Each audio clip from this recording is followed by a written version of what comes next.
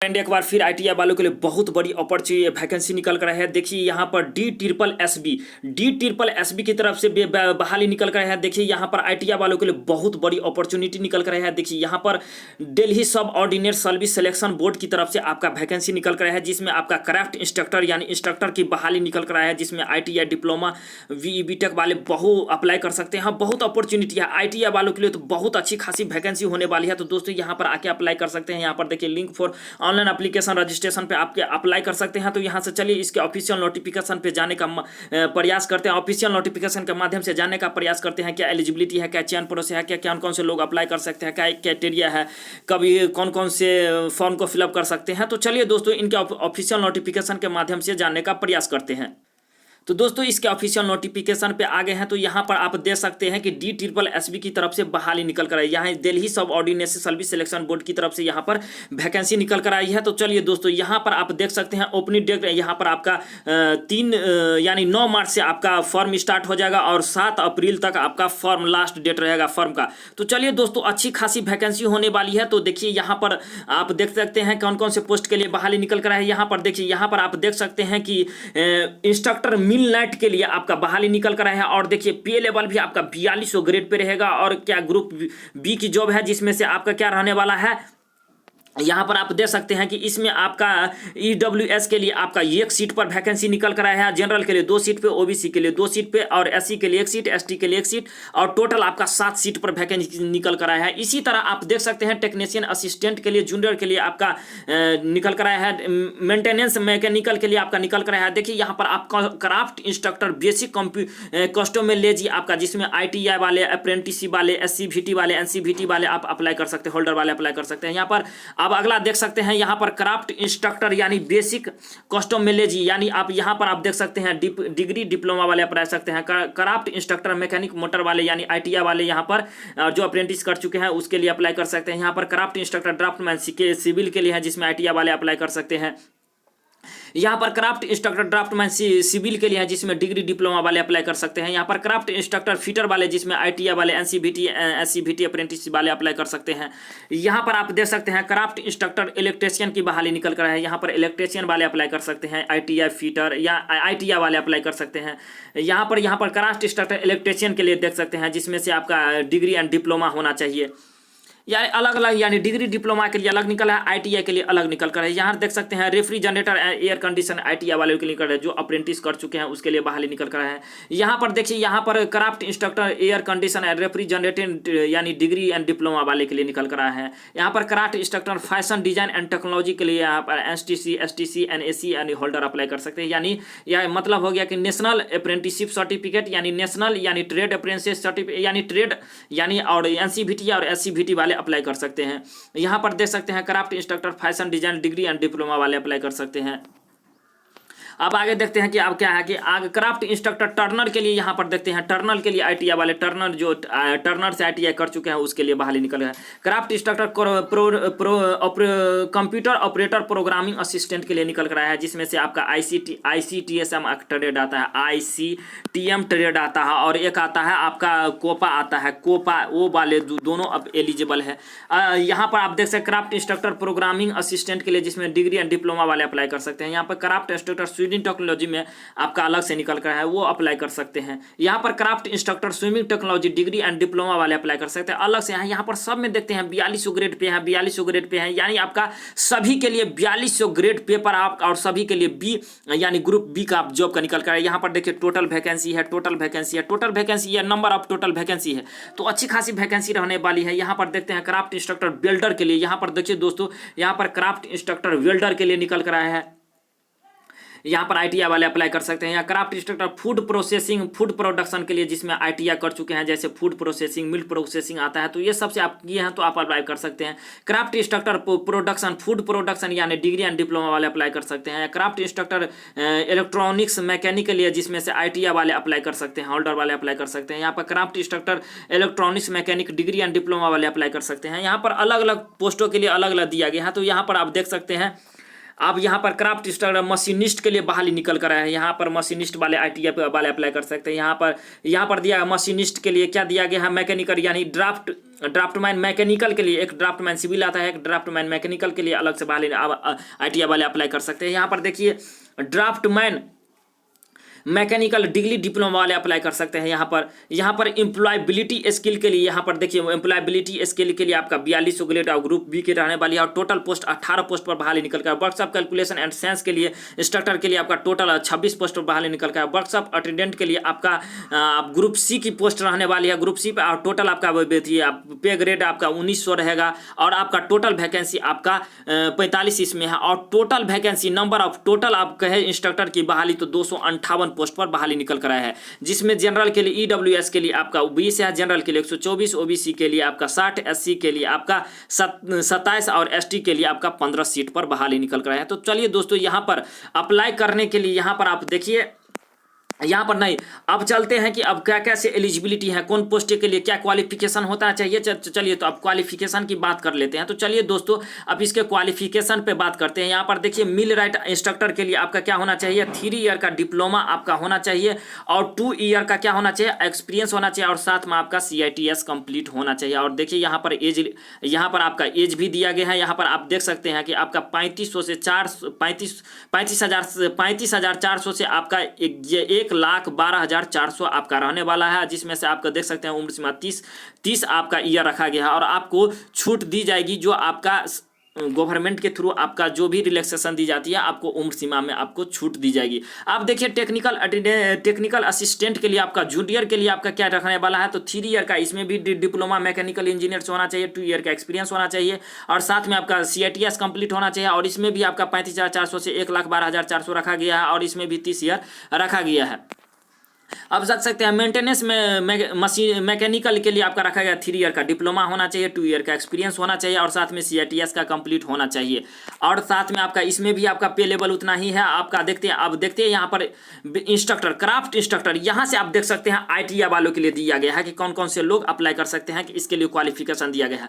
तो देखिए यहाँ पर आपका ITI आपका क्या होना चाहिए, ITI वालों के लिए आपका 10th पास होना चाहिए। आप यहाँ पर देख सकते हैं, यहाँ पर आपका साथ में क्या होना चाहिए, 10th पास होना चाहिए और साथ में आपका इंटर क्या होना चाहिए, मैथ और साइंस से होना चाहिए, मैथमेटिक्स एंड साइंस से होना चाहिए और साथ में क्या होना चाहिए, ITI NCVT होना चाहिए और या तो SCVT होना चाहिए या तो NCVT होना चाहिए और 3 ईयर का, जिसमें अगर आप क्या होना चाहिए, बेसिक कस्टोमोलॉजी में। और आप कस्टोमोलॉजी के लिए आप फॉर्म फिलअप करते हैं तो 3 ईयर का क्या होना चाहिए, कस्टोमोलॉजी में आपका एक्सपीरियंस होना चाहिए और ITI मिनिमम ITI 50% मार्क के साथ होना चाहिए।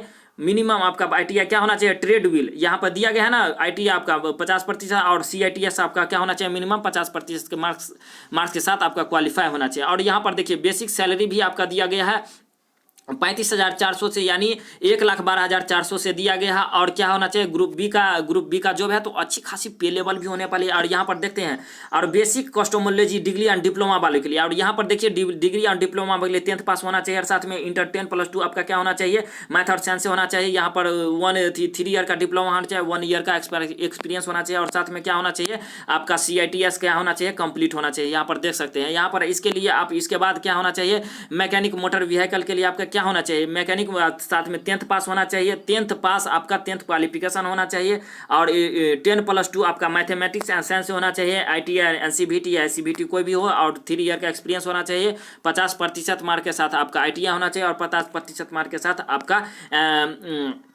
CITS कंप्लीट होना चाहिए। और अलग अलग देखिए यहाँ पर वैकेंसी भी आपका देखिए, यहाँ पर अलग अलग देखिए PW, जो भी PWD कैंडिडेट आता है उसके लिए अलग अलग रखा गया।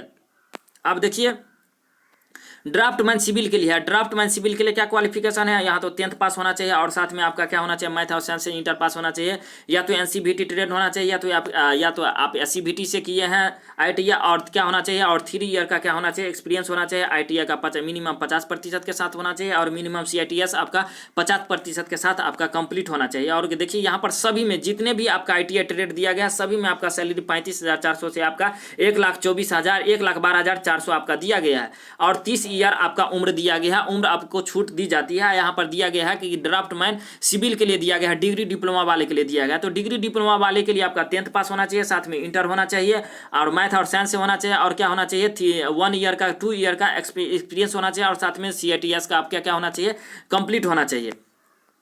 यहाँ पर देख सकते हैं ITI वालों के लिए दिया गया है, फिटर वालों के लिए दिया गया। फिटर क्या है, NCVT आपका NCVT या CVT ट्रेड होना चाहिए, और साथ में क्या होना चाहिए, अप्रेंटिसशिप सर्टिफिकेट होना चाहिए। यार देखिए अप्रेंटिसशिप NAC सर्टिफिकेट होना चाहिए, और क्या होना चाहिए 3 ईयर का एक्सपीरियंस होना चाहिए, और ITI आपका 50% मिनिमम 50% के साथ क्वालिफाई होना चाहिए, और CITS भी आपका मिनिमम 50% के साथ क्या होना चाहिए, क्वालिफाई होना चाहिए। तो आप फॉर्म को एलिजिबल, आप फॉर्म के लिए अप्लाई कर सकते हो। आप इसके लिए पोस्ट के लिए आप अप्लाई कर सकते हो, इंस्ट्रक्टर के पोस्ट के लिए अप्लाई कर सकते हो। यहाँ पर दिया गया इलेक्ट्रिशियन के लिए आपका ITI वाले इलेक्ट्रिशियन के लिए निकल कर है, और इसमें 10th पास होना चाहिए, और साथ में इंटर भी आपका होना चाहिए, और क्या होना चाहिए, और आपका देख सकते हैं NCVT या SCVT वाले अप्लाई कर सकते हैं। इसमें भी आपका क्या दिया गया है, 3 ईयर का एक्सपीरियंस दिया गया, और मिनिमम 50%, और CITS भी आपका मिनिमम 50% के साथ क्वालिफाई होना चाहिए। और देखते हैं यहाँ पर इलेक्ट्रिशियन के लिए डिग्री डिप्लोमा वाले के लिए होना चाहिए। तो यहाँ पर डिग्री डिप्लोमा वाले के लिए 10th पास होना चाहिए, मैथ और साइंस से आपका इंटर होना चाहिए, और वो 3 ईयर का यहाँ पर आप देख सकते हैं 2 ईयर का एक्सपीरियंस रखा गया, और साथ में CITS क्या होना चाहिए, कंप्लीट होना चाहिए। यहाँ पर आप देख सकते हैं कि यहाँ पर रेफ्रिजरेटर एयर कंडीशन के लिए रखा गया है। तो रेफ्रिजरेटर एयर कंडीशन के लिए आपका 10th पास होना चाहिए, साथ में आपका कहते हैं मैथ और साइंस के साथ इंटर होना चाहिए, और क्या होना 10+2 होना चाहिए, और साथ में NCVT या SCVT वाले अप्लाई कर सकते हैं। और क्या होना चाहिए, नेशनल अप्रेंटिसशिप आपका सर्टिफिकेट होना चाहिए, और क्या होना चाहिए 3 ईयर का एक्सपीरियंस आपका होना चाहिए, और ITI और CITS आप 50% मिनिमम 50% के साथ क्या होना चाहिए, आपका कंप्लीट होना चाहिए। आप देख सकते हैं कि CITS क्या होता है, CITS आपका 1 ईयर का CITS आपका 1 ईयर का कोर्स होता है दोस्तों। यहाँ पर 1 ईयर का आप ITI करने के बाद जिस ट्रेड से आप ITI करते हैं वो उस ईयर से आप उस ट्रेड से आपका CITS करना जरूरी रहता है। तो देखिए आप यहाँ पर CITS अनिवार्य है दोस्तों। यहाँ पर आप देख सकते हैं CITS के लिए आप यहाँ पर आप देख सकते हैं कि रेफ्रिजरेटर एयर कंडीशन के लिए क्या रखा गया है, तो डिग्री एंड डिप्लोमा के लिए रखा गया है। तो 10th पास होना चाहिए, इंटर होना चाहिए, और 2 ईयर का एक्सपीरियंस होना चाहिए, और साथ में क्या होना चाहिए, CITS कंप्लीट होना चाहिए। यहाँ पर आप देख सकते हैं फैशन डिजाइन टेक्नोलॉजी ITI वालों के लिए आप निकल कर आए फैशन डिजाइन और टेक्नोलॉजी से, जिसने ITI किया है, और साथ में क्या होना चाहिए 10th क्वालिफाई का चाहिए, और इंटर क्या होना चाहिए, मैथ एंड साइंस से होना चाहिए। आपका SCVT हो या NCVT या फैशन डिजाइन टेक्नोलॉजी में किए हो, और साथ में क्या होना चाहिए आपका फैशन डिजाइन टेक्नोलॉजी में आपका क्या अप्रेंटिसशिप होना चाहिए, और क्या होना चाहिए ITI और CITS आपका मिनिमम 50% के साथ क्या होना चाहिए, क्वालिफाई होना चाहिए। तो आप इस फॉर्म को आप एलिजिबल हो, आप अच्छी खासी भी पे लेवल होने वाली है। यहाँ पर देखिए फैशन डिजाइन टेक्नोलॉजी और डिग्री एंड डिप्लोमा वाले के लिए अलग से निकल गया है। तो इसमें 10th पास होना चाहिए, और उसके लिए भी आपका मैथ और साइंस के साथ क्या होना चाहिए, आपका इंटर क्वालिफाई होना चाहिए। और इसके लिए क्या रखा गया है, इसके लिए आप ITI वालों के लिए 3 ईयर का रखा गया है एक्सपीरियंस, और यहाँ पर देखिए ITI वालों के लिए 3 ईयर, और यहाँ पर डिप्लोमा वाले के लिए 2 ईयर एक्सपीरियंस रखा है, और साथ में CITS क्या होना चाहिए, कंप्लीट होना चाहिए। इसके लिए सेम रखा है ITI वाले और डिग्री और डिप्लोमा वाले के लिए सेम पे लेवल रखा गया है। 35,400 से आपका 1,12,400 रखा गया है, सभी के लिए सेम रखा गया है। यहाँ पर देखिए टर्नर के लिए आपका देखिए यहाँ पर ITI आप क्या होना चाहिए, 10th पास होना चाहिए, और इंटर आपका मैथ साइंस से होना चाहिए, और नेशनल ट्रेड सर्टिफिकेट होना चाहिए, और नेशनल अप्रेंटिसशिप सर्टिफिकेट होना चाहिए, या स्टेट यानी state certificate, state trade certificate यानी SCVT या NCVT दोनों अप्लाई कर सकते हैं। और साथ में क्या होना चाहिए, CITS एंड ITI आपका क्या होना चाहिए, 50% के साथ आपका क्वालिफाई होना चाहिए।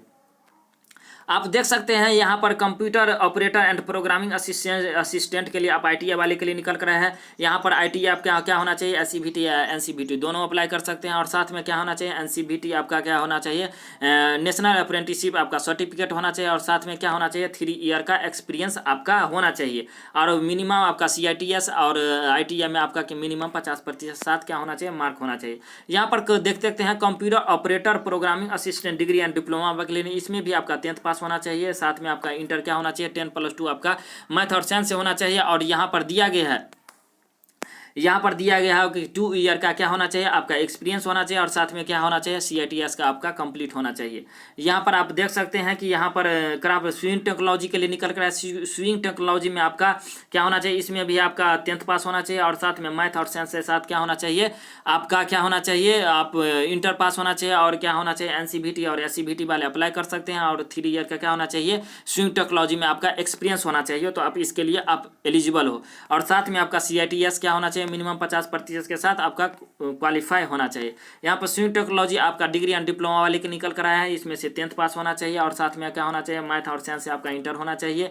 इसमें भी 2 ईयर का एक्सपीरियंस रखा गया है। आप स्विंग टेक्नोलॉजी में 2 ईयर का एक्सपीरियंस होना चाहिए और आप क्या होना चाहिए, CITS कंप्लीट होना चाहिए।